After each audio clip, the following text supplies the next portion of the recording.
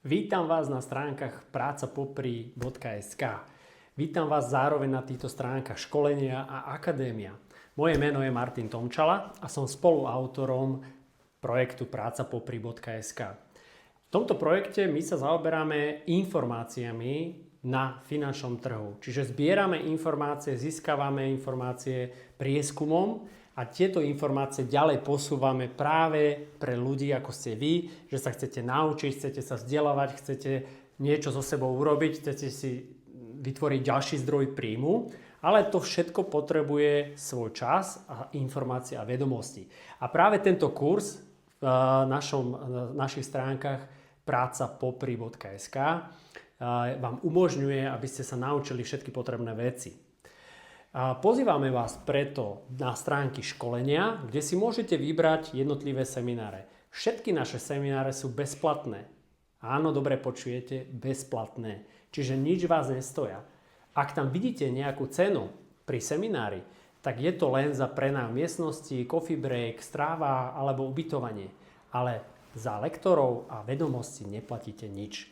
Takže všetky semináre dokážete bezplatne strebávať, vedomosti naberať a použiť ich v praxi a začať na tom aj zarábať.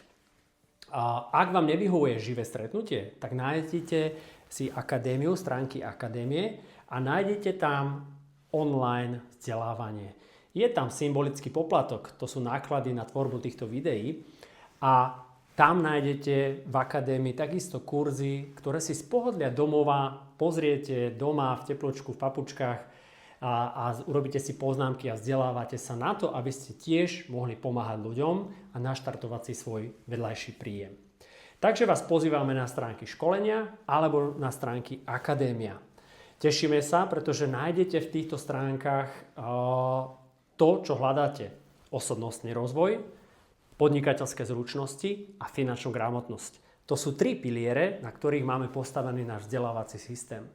Čiže ak sa tomu nerozumiete, ak nie ste dobrí vo financiách, nikdy ste nepodnikali, prípadne nemáte nejaké to vzdelanie, ako vlastne s ľuďmi pracovať, alebo so sebou vôbec, všetko vás naučíme. Všetko je predmetom našich kurzov, školení a seminárov.